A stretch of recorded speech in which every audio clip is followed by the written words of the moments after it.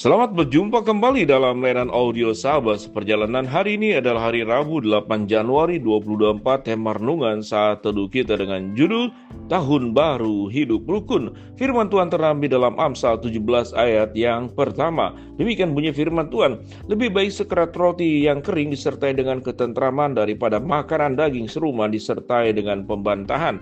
Mari kita berdoa. Bapa dalam surga, ada banyak permohonan kami di awal-awal tahun, minggu-minggu pertama. Namun kami biarlah punya sebuah visi untuk memberikan segala sesuatu yang terbaik untuk kemuliaan Tuhan, tidak hanya meminta segala sesuatu yang sifatnya duniawi. Dalam nama Tuhan Yesus kami berdoa, amin. Shalom sahabat perjalanan yang dikasihi Tuhan, tahun baru dengan banyak harapan. Hari ini adalah Rabu 8 Januari. Kita baru memasuki hari yang ke-8 di dalam suasana tahun baru ini. Ada banyak permohonan yang kita sampaikan. Kita ingin lebih sehat, kita ingin lebih lancar, usaha kita semakin baik, pemasukan kita juga semakin baik, atau punya harapan tahun ini supaya Tuhan boleh memberikan kepada saya kendaraan, mungkin motor, mungkin mobil, atau rumah, atau toko yang saya sedang usahakan lebih maju daripada tahun lalu, atau pekerjaan saya supaya lebih meningkat. Harapan-harapan itu tentunya Tuhan dengar, dan Tuhan akan mampu mengabulkan segala sesuatunya dalam waktu singkat dengan tangannya yang maha sempurna dan maha ajaib. Namun adakah sesuatu yang kita mohonkan di tahun baru ini yang terjadi sebagaimana yang dikatakan dalam Amsal 17, lebih baik sekerat roti ayat pertama kering disertai dengan ketentraman daripada makanan daging serumah disertai dengan perbantahan. Adakah permohonan kita ya Tuhan di tahun-tahun suasana yang baru ini? Kami mengalami sebuah kehidupan yang rukun, kehidupan yang saling mengerti, kehidupan yang saling menopang, khususnya di dalam keluarga maupun juga di dalam komunitas lain, di tempat pekerjaan, di tempat di mana kita berada, menghabiskan waktu bersama-sama dengan orang yang ada di sekitar setiap kita masing-masing. Adakah lebih banyak keributan, perbantahan, pertengkaran, ketidakcocokan, sikap egois ingin menang sendiri, atau kemudian kerukunan? Yang firman Tuhan katakan dalam Mazmur 133, kalau engkau rukun, engkau sedang menurunkan embun dari gunung Hermon ke gunung Sion, seperti minyak yang diurapi dari kejanggut Harun ke leher jubahnya sampai kepada seluruh bagian daripada tubuhnya. Itu adalah bagian sangat indah. Keharuman itu diidentikan juga dengan kerukunan. Kerukunan adalah sesuatu persembahan yang terbaik, persembahan yang harum untuk Allah. Sahabat seperjalanan yang dikasihi Tuhan, mari kita tengok adakah luka-luka yang ditimbulkan dari keributan yang ditimbulkan dalam rumah tangga kita. Apakah materi itu jauh lebih penting? Firman Tuhan berkata, lebih baik sekerat roti kering disertai dengan ketentraman daripada makanan daging serumah disertai dengan perbantahan. Kita punya segala-galanya, namun kita miskin di dalam relasi, kita miskin di dalam pengertian, kita miskin di dalam memaafkan, kita miskin di dalam kemudian saling mengalah. Yang kita kembangkan adalah egois, saling ingin menang sendiri, saling menuduh, saling menyakiti, saling mengfitnah, saling merusak satu dengan yang lain. Di dalam posisi seperti demikian, bagaimana mungkin Allah bisa dipermuliakan? Sekalipun Allah tidak bisa dipermalukan, tapi sesungguhnya orang bisa tersandung dengan kehidupan kita sebagai orang percaya, tapi hidup kita tidak mencerminkan karakter Kristus, tetapi justru adalah karakter kegelapan. Hidup sebagai orang-orang malam, bukan anak-anak siang. Hidup sebagai orang-orang gelap, bukan sebagai anak-anak terang. Dengan demikian sahabat seperjalanan, biarlah segala motivasi, harapan yang kita tuju, kita boleh mengingat apa yang tercatat dalam Amsal 17 ayat yang pertama. Apa yang firman Tuhan katakan, lebih baik sekerat roti yang kering disertai dengan ketentraman daripada makanan daging serumah disertai perbantahan. Saya pernah mengenal satu keluarga yang sangat kaya raya. Anaknya ada 5. Setiap anak itu punya kamar masing-masing. Kalau boleh dikatakan saking kayanya, setiap kamar itu udah seperti rumah sendiri. Di dalamnya itu ada lengkap semuanya. Ada kamar mandi sendiri, tentunya ada ranjang, ada tempat belajar. Jadi kamar itu bisa utuh tinggal menjadi rumah di dalamnya. Sedemikian luar biasa. Tetapi mereka tidak bahagia.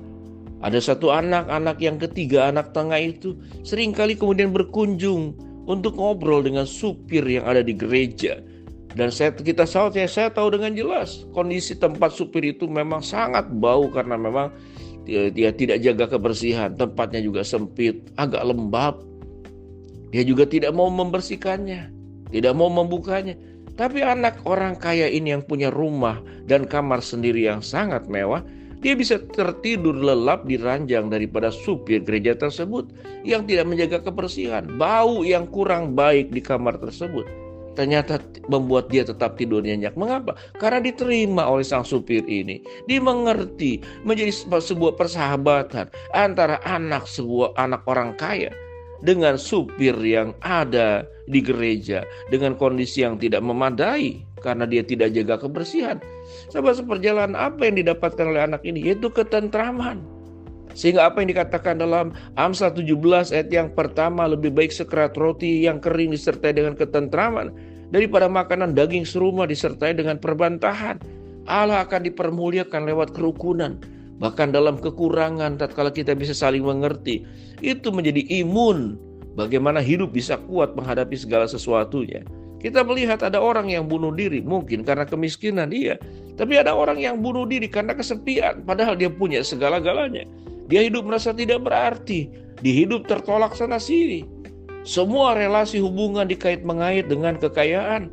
Tatkala anak yang lain bisa mencari uang dengan baik dihargai oleh orang tuanya, tapi anak yang punya keterbatasan dalam kemampuan berbisnis, dia tidak bisa maju seperti mungkin anak yang lainnya, maka kemudian disisihkan oleh orang tuanya, dianggap dia tidak berhasil, dia mungkin disebut tidak layak menjadi anak orang tuanya, karena ambisi orang tuanya itu harus diikuti oleh anak-anaknya. Bayangkan betapa bahayanya tatkala hidup ini hanya berorientasi materi, keberhasilan, kemajuan, kekayaan. Namun satu dengan yang lain tidak punya sebuah kerukunan, tidak bisa saling mengerti, tidak bisa saling memaafkan. Hidup satu dengan yang lain saling menyakiti, hidup satu dengan yang lain saling melukai, khususnya di dalam koridor rumah tangga. Sahabat seperjalanan, perbaiki rumah tangga kita masing-masing, hubungan suami istri, mantu mertua, kakak dan adik, termasuk juga di dalam relasi-relasi yang lain. Karena Tuhan yang kita sembah adalah Tuhan yang menghubungkan kembali relasi yang sudah rusak. Itu di dalam diri Kristus. Setelah manusia jatuh dalam dosa, manusia terpisah, Kristus datang membangun relasi, dirukunkan kembali, disatukan kembali. Manusia berdosa dengan Allah yang kudus dan suci. Ada seakan-akan ketidakadilan. Mengapa harus inisiatif dari Allah, bukan dari manusia yang bersalah dan berdosa? Tetapi itulah sifat daripada Kristus yang memang memberi dirinya, mengorban dirinya untuk menyelamatkan kita, agar kita hidup rukun, dipersekutukan kembali dengan Allah yang kudus, dipersekutukan satu dengan yang lain di dalam sebuah kehidupan yang memuliakan Allah, di dalam kerukunan. Kembali pada ayat yang pertama, lebih baik sekerat roti yang kering disertai dengan ketentraman daripada makanan daging serumah disertai dengan perbantahan. Hari ini Rabu 8 Januari, biar kita mulai bertekad, ya Tuhan, jadikanlah rumah tanggaku, komunitasku, keberadaanku dimanapun makin hari makin ada kerukunan, bisa saling kerjasama, ada keindahan yang terjadi, bukan saling melukai, bukan saling menghancurkan, bukan saling menghina, dan bukan saling menghabisi. Karena di dalam Tuhan ada kerukunan, ada relasi yang terbangun, ada kekudusan, ada kebenaran. Mari kita berdoa. Bapa dalam surga, terima kasih buat kebenaran firman Allah yang kami pelajari. Kami ingin hidup di tahun baru ini, hidup dalam kerukunan. Hamba-Mu berdoa buat sahabat seperjalanan yang sakit, Tuhan jamah sembuhkan. Sahabat seperjalanan yang sedang menghadapi masalah, Tuhan bukakan jalan. Sahabat seperjalanan yang sedang berdoa mengharapkan sesuatu, Tuhan kabulkan dengan cara dan waktu Tuhan yang terbaik. Di dalam nama Tuhan Yesus kami berdoa. Amin. Shalom, Tuhan memberkati kita semua.